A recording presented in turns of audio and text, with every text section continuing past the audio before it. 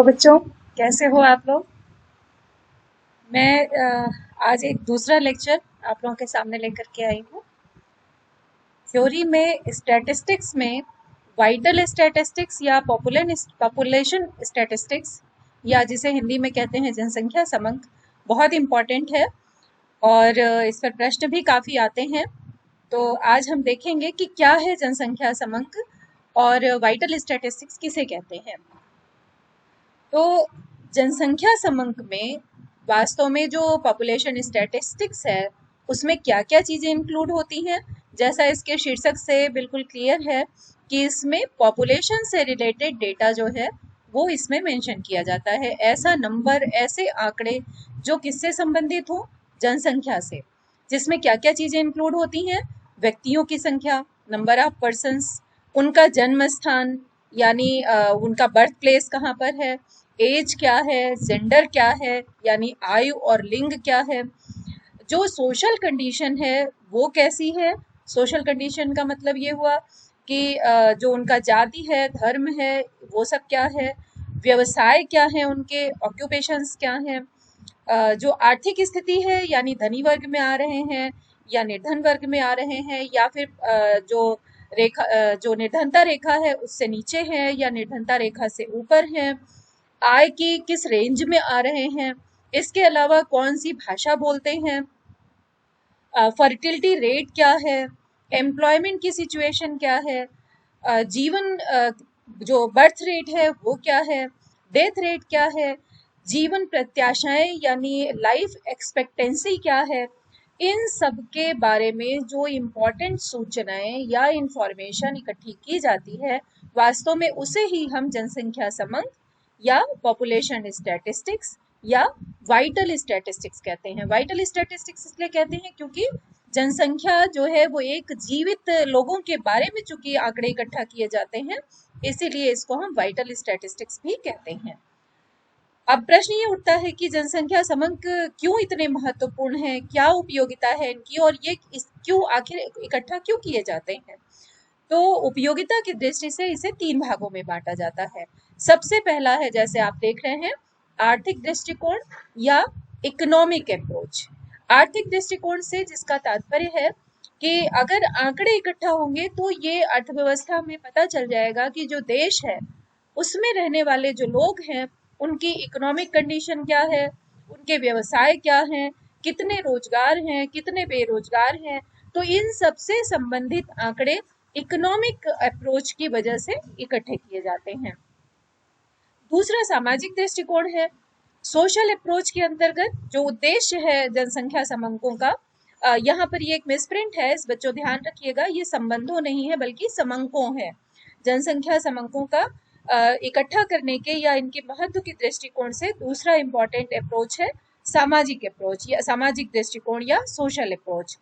तो सामाजिक दृष्टिकोण से ये आंकड़े इसलिए इकट्ठे किए जाते हैं जिससे पता चल सके कि निर्धनता रेखा से नीचे रहने के साथ साथ जो सामाजिक स्थिति है यानी जो जीवन की मूलभूत आवश्यकताएं हैं उनको प्राप्त कितने लोगों को है, कितने लोग ऐसे हैं जिनको जीवन की बहुत जो बेसिक एमिनिटीज हैं, जो बहुत महत्वपूर्ण चीजें हैं, वो भी लोगों को प्राप्त नहीं है।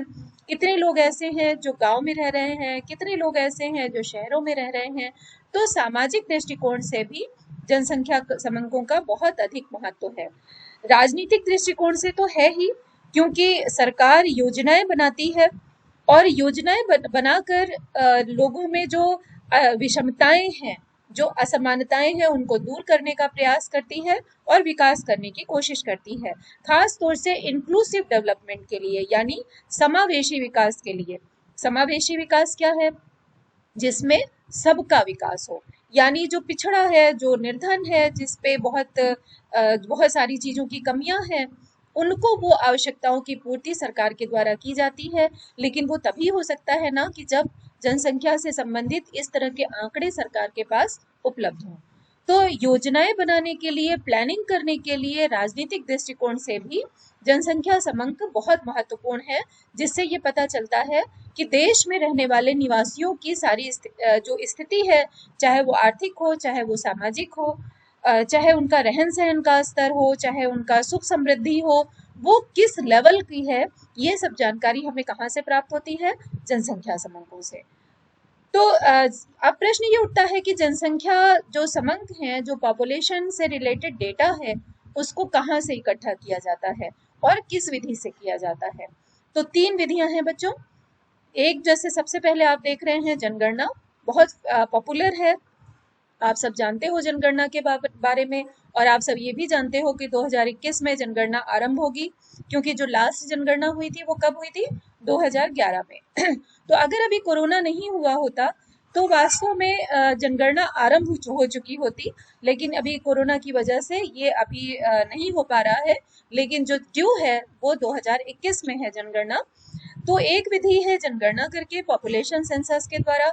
दूसरी विधि है रजिस्ट्रेशन के द्वारा। आपने सुना होगा नागरिकता रजिस्टर के बारे में सुना होगा आप लोगों ने। तो एक नागरिकता रजिस्टर बनाए जाने की भी एक मेथड होता है, आसाम में बहुत पॉपुलर है, आसाम में ऐसा किया भी है सरकार ने। तो उस रजिस्टर में, और विलेज रजिस्टर तो बहुत ही पॉपुलर हैं, शायद आप लोगों को ना पता हो, लेकिन गांव में लेखपाल होता है, उसके पास एक गांव का रजिस्टर होता है, जिसमें सबके बारे में सूचनाएं अंकित होती हैं। जितने लोग गांव में रहते हैं उनसे संबंधित सारी सूचनाएं उस रजिस्टर में अंकित होती हैं। तो इस विधि को हम क्या कहते हैं? पंजीयन विधि या रजिस्ट्रेशन मेथड। तीसरी विधि है जनांकीय सर्वेक्षण की, जिसे हम डेमोग्राफिक सर्वे भी कहते हैं। तमाम तरह के जो सर्वेक्षण किए जाते हैं, जिनसे पॉपुलेशन सेंसस में तो पॉपुलेशन से रिलेटेड डेटा इकट्ठा ही होता है, लेकिन डेमोग्राफिकल, तो जनगणना की प्रमुख विशेषताओं में सबसे पहला है सर्वव्यापक यानी यूनिवर्सैलिटी। यानी जनगणना कैसी होती है? जो पूरे देश में होती है और सबके लिए होती है। सर्वव्यापक है, यूनिवर्सल है। ऐसा नहीं है कि उसमें से किसी को एक्सक्लूड कर दिया जाए, किसी को उसमें से हटा दिया जाए। तो पूरे देश में व्यापक रूप से चूंकि जनगणना होती है, इसीलिए पहली विशेषता इसकी क्या है? सर्वव्यापकता या यूनिवर्सैलिटी, सबके लिए। नियमितता, जैसा हम सब जानते हैं। रेगुलरिटी इसकी दूसरी प्रमुख विशेषता है, क्योंकि ये एक नियमित अंतराल पर 10 वर्ष पर हर 10 वर्ष के बाद जनगणना होती है। 1901 से आरंभ हुई जनगणना आज तक चलती चली आ रही है, और हम सब जानते हैं कि 1921 में अगली जनगणना होनी है। इसका एक तीसरी विशेषता ये है कि इसका एक सुपरिभाषित क्षेत्र होता है। सुपरिभाषित क्षेत्र का मतलब है एक वेल डिफाइंड टेरिटरी होती है, यानी किस क्षेत्र में किस बाउंड्री के अंतर्गत जनगणना होती है, ये पहले से ही निश्चित होता है। हम सब जानते हैं कि भारत देश में जो जनगणना होती है उसकी टेरिटरी क्या है? पूरे देश की बाउंड्री, यानी देश में जितने लोग रहते हैं, सब जितने लोग उस बाउंड्री में रहते हैं, उन सब की जनगणना एक साथ की जाती है। उसके बाद अगली विशेषता है व्यक्तिगत जानकारी। व्यक्तिगत जानकारी यानी पर्सनल इंफॉर्मेशन। जब जनगणना की जाती है तो देश में जितने लोग रहते हैं सबकी व्यक्तिगत जानकारी, उनको अपनी व्यक्तिगत जानकारी जनगणना करने वाले व्यक्ति को देनी ही होती है ना। और ऐसा इसलिए होता है क्योंकि अगली विशेषता इसकी क्या है? जनगणना किसके द्वारा की जाती है? सरकार के द्वारा। तो चूंकि जनगणना सरकार के द्वारा होती है, तो हर व्यक्ति की ड्यूटी है, कर्तव्य है कि वो निश्चित रूप से जो भी सरकार इंफॉर्मेशन मांगती है उसे वो दे। तो व्यक्तिगत जानकारी इसमें होती है, और हर व्यक्तिगत जानकारी चूंकि सरकार के द्वारा मांगी जाती है, इसलिए हर व्यक्ति को उसे देना ही पड़ता है। इसके बाद जितना डेटा कलेक्ट होता है जनगणना के माध्यम से, उसका क्या होता है? संपादन होता है और प्रकाशन होता है, एडिटिंग एंड पब्लिकेशन। पूरा एक वॉल्यूम, कई वॉल्यूम छपते हैं जनगणना के। जितने आंकड़े इकट्ठा होते हैं वो सारे आंकड़े सरकार उसको एडिट करके, उसको टेबुलेट करके, यानी सारणी के रूप में उसे हर साल पब्लिश करती है, तभी तो सारा डेटा हमारे सामने आ पाता है। इसके बाद हम देखते हैं कि भारत की जनगणना जो की जाती है उसमें क्या कमियां हैं और उन कमियों को कैसे हम दूर कर सकते हैं। तो जो सबसे पहली कमी गिनाई जाती है भारत की जनगणना की, वो ये है कि जो व्यवसाय है उनका स्थायी वर्गीकरण नहीं होता है। उनका जो क्लासिफिकेशन है वो परमानेंट नहीं होता। इसका क्या तात्पर्य है?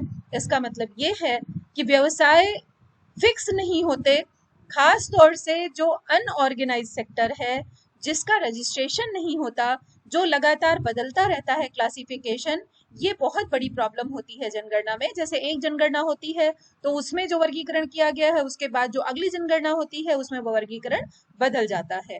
तो जब ऐसी समस्या होती है तो उससे किसी प्रकार का निष्कर्ष निकालना बहुत कठिन होता है।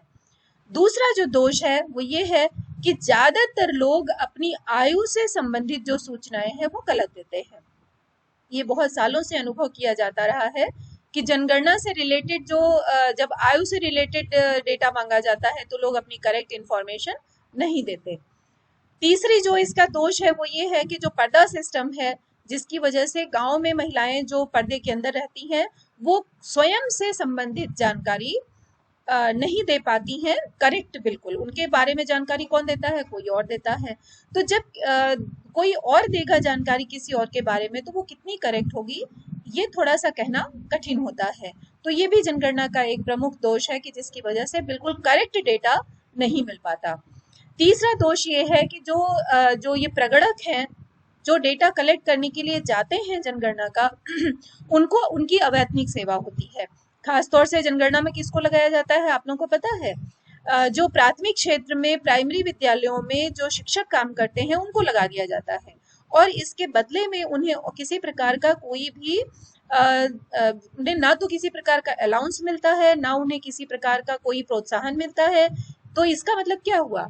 ये एक अवैतनिक सेवा है और उन प्रगणकों को ये करनी ही पड़ती है। तो नतीजा क्या होता है? प्रोत्साहन की कमी होती है। जब उन्हें इस प्रकार का कोई प्रोत्साहन नहीं मिलता तो वो क्या करते हैं कि कुछ डेटा स्वयं भर लिया, कुछ मैनिपुलेट कर लिया, यानी करेक्ट डेटा उत्साह पूर्वक जा करके कैलकुलेट करके भरने का काम वो सही सही नहीं करते। तो इससे भी क्या होता है? जनगणना का जो करेक्ट फिगर निकल करके आना चाहिए वो नहीं हो पाता। दूसरा है मकानों की संख्या में क्रमबद्धता नहीं होती, क्योंकि जो प्रगणक है वो अपनी मर्जी से कभी किसी नंबर पर चला गया, कभी किसी नंबर पर चला गया, यानी बिल्कुल सीक्वेंस में सारी जानकारी क्रम रूप से मकानों की संख्या के बारे में प्राप्त नहीं होती। दूसरी समस्या, अगली समस्या है जनगणना की कि ये बहुउद्देशीय है, मल्टीपर्पज है।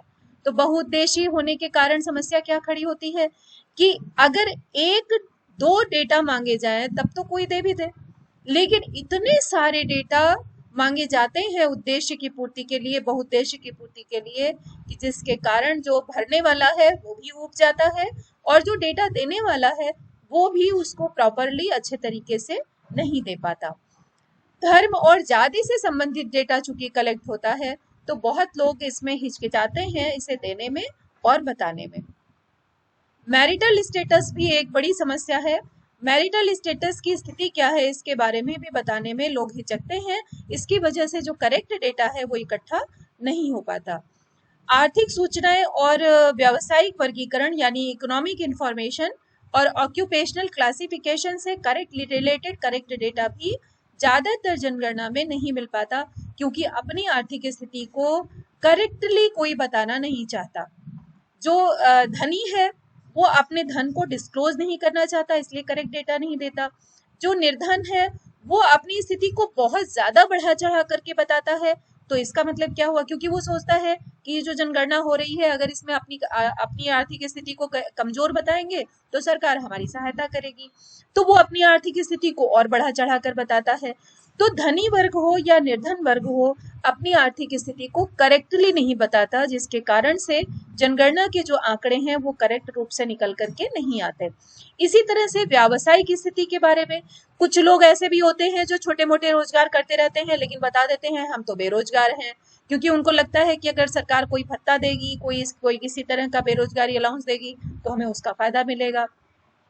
तो इसका मतलब ऑक्यूपेशन से रिलेटेड और इकोनॉमिक कंडीशन से रिलेटेड जो डेटा है वो बिल्कुल करेक्ट नहीं मिल पाते जनगणना के आधार पर। और फिर लास्ट दोष जो है वो है वर्गीकरण और सारणीयन में अनुरूपता का अभाव। डेटा कलेक्ट करने के बाद जब उन्हें टेबुलेट किया जाता है और क्लासिफाई किया जाता है तो देखा जाता है कई बार ऐसा होता है कि जो क्लासिफाई डेटा है वो टेबुलेटेड डेटा से बिल्कुल अलग होता है। कभी भी अगर आप कोई नेशनल अकाउंट स्टैटिस्टिक्स जिनके थ्रू डेटा प्रेजेंट किया जाता है, अगर कभी उठाकर देखिए तो 1 साल का डेटा अगले साल जब उसे उसी डेटा में लिखा जाता है तो वो उससे बिल्कुल मैच नहीं करता है। तो ये समस्या होती है और ये बहुत बड़ा दोष है जिसे दूर करने के लिए सरकार को उपाय करने चाहिए। तो इसमें क्या उपाय हो सकते हैं कि जो कठिनाइयां हैं, जो दोष है, उनको दूर करने के लिए कि जो इन्यूमरेट हैं, प्रगणक हैं, उनको पारिश्रमिक का भुगतान किया जाए, उनको पहले से ट्रेनिंग दी जाए कि आपको डेटा कैसे कलेक्ट करना है, जो व्यवसाय के वर्गीकरण है उसमें स्टेबिलिटी लानी चाहिए, जो प्रश्नों की संख्या है उसे निश्चित सीमा में रखना चाहिए जिससे देने वाला भी ना उबे और उसे लिखने वाला भी बोर होकर के उसे छोड़ करके ना अलग हट जाए। उसके अलावा जो राज्यों के अनुसार जनसंख्या के वितरण संबंधी सूचना होनी चाहिए, यानी ये जिम्मेदारी पूरे सेंट्रल डिपार्टमेंट के बजाय क्या करना चाहिए, राज्य को सौंप देनी चाहिए कि वो भी अपने लेवल से जनसंख्या के आंकड़े इकट्ठा करे और उसका जो डिस्ट्रीब्यूशन है उससे संबंधित सूचना वो अपने पास एक रजिस्टर में अलग से एकत्र करे। दूसरी बात यह है कि जो क्वेश्चन है और जो वर्ड है उनकी मीनिंग बिल्कुल क्लियर होनी चाहिए, उसमें किसी प्रकार की एम्बिग्विटी नहीं होनी चाहिए, यानी ऐसा ना हो कि प्रश्न पूछने पर जो उत्तर देने वाला है वो भड़क जाए, उसको उसका मतलब ही ना समझ में आए। तो उनके अर्थ बिल्कुल स्पष्ट होने चाहिए। और फर्टिलिटी से रिलेटेड जो इंफॉर्मेशन है वो बहुत इंपॉर्टेंट होती है किसी भी देश की जनसंख्या या जनगणना के बारे में जानकारी प्राप्त करने के लिए। ज्यादातर क्या होता है, जो प्रगणक होते हैं वो फर्टिलिटी से रिलेटेड डेटा को पूछना छोड़ देते हैं और अपने मन से भर देते हैं। तो इससे संबंधित करेक्ट सूचना इकट्ठी होनी चाहिए। इसके अलावा जो बहुत विद्वान लोग हैं उनसे सुझाव आमंत्रित करने चाहिए कि जनगणना की जो प्रश्नावली है उसमें किन प्रश्नों को शामिल किया जाए और किन प्रश्नों को उसमें से निकाल दिया जाए। जो जनगणना है उससे संबंधित प्लानिंग काफी पहले से आरंभ हो जानी चाहिए और एक मानचित्र तैयार करके उसके माध्यम से ही जनगणना की जानी चाहिए। तो बच्चों आज के लिए बस इतना ही। इसके बाद जो जनगणना 2011 है उसकी विशेषताओं के बारे में हम डिस्कस करेंगे अपने अगले लेक्चर में। Okay, good day. अपना सब लोग ध्यान रखिए, कोरोना में बाहर बिल्कुल नहीं निकलना है, हाथ को धोते रहना है, मास्क लगा के ही बाहर निकलना है, अगर बहुत जरूरी है तभी बाहर निकलो, नहीं तो बाहर कोई नहीं निकलेगा। और वैक्सीनेशन अपने घर में जितने लोग हैं उनका वैक्सीनेशन जरूर करवाना है। अपने पास पड़ोस में जो लोग 45 साल से ऊपर की उम्र के हैं उनको भी प्रेरित करना है वैक्सीनेशन के लिए। ठीक है, जय हिंद, जय भारत।